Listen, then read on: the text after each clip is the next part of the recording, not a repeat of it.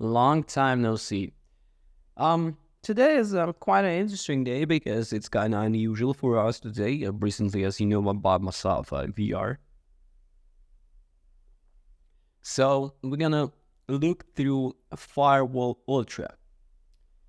Well, that's the PlayStation VR 2, and it continues to carry a reputation not having too many AAA titles, much more like original PlayStation VR. However, one title on that device that challenged those expectations was Firewall Zero Hour. Sony teamed up with the VR studio First Contact Entertainment, which has comprised of veterans of the first shooting genre, to bring the AAA level military shooters to the platform. This partnership led to the one of PSVR most beloved titles and received support for the next half of the decade. It was no surprise then that First Contract followed up Firewall Ultra shot to the top of every PSVR 2 owner most anticipated list, hoping that they could land another big hit for this sparse platform.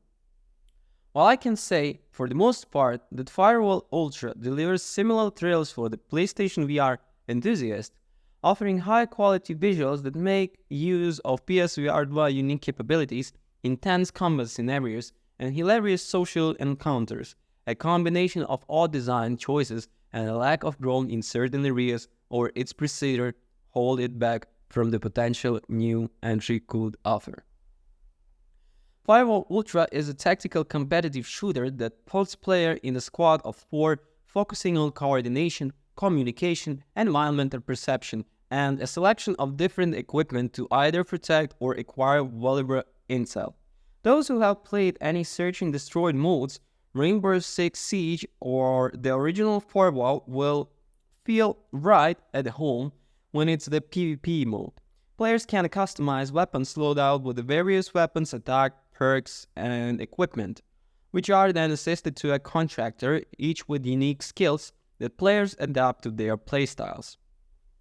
On its own, it does not sound like much, but the added VR layer adds a whole new dimension of realism, atmosphere, and tactics you could not get on a flat screen. Things like being able to lean from behind cover or look around independently while still holding your weapons in front of you are not only immersive, but add strategic layers on top of might the otherwise be a vanilla experience. The most immediate thing you will notice when you jump into the game is a significant improvement in visual quality next to the Firewall Zero Hour, and even other recent PSVR 2 shooters like a Pablo. The environments look impressive for a VR game with high quality assets, realistic looking materials, and a variety of different locales to help keep fight. Fight with what? Okay, it doesn't matter. This is without doubt the best VR game yet that allows you to inspect your weapon details up close, and anybody who has read of my previous VR comments or short reviews on my website knows that this my favorite thing to do in the VR 2 award, so big kudos to the development team for creating such realistic and detailed weapons. However, the biggest leap in visual quality comes from the excellent lighting. PSVR 2 boasts an impressive HDR OLED screen powered by the PS5 and Firewall Ultra showcases. It's not just the set of things, but the benefit gameplay as well. For example, dark rooms are pitch black. No joke, no joke. Spotting an enemy in these rooms would be, I should say, impossible. Players will then need to account for these dark rooms with attachments like flashlights, which look incredibly realistic but also give you away your position. You can alternatively use the flashlight to blind enemies in front of you, up to their name and stability blinding, but the effect can be mitigated by physically closing your eyes, which is pretty genius. Firewall Ultra continues to have these little touches that showcase PlayStation VR 2 unique features in unexpected ways and give a unique edge of the competition. One of these unique features is PlayStation VR 2 eye tracking capabilities, which sadly haven't been used to their potential in much of its library. But Firewall Ultra aims to change that. For example, most of the menus in game are quite few are operated using your eyes, And while they felt slightly finicky at the start, they eventually need up feeling like a second nature. This also carries over into a weapon selection, which allows players to put up their grenades and sidearms quicker than physically pulling them out. Like in other hand, VR shooters. This is achieved by simply hitting the weapon select button and looking at the equipment you want to swap and to the one weapon wheel that appears in front of you.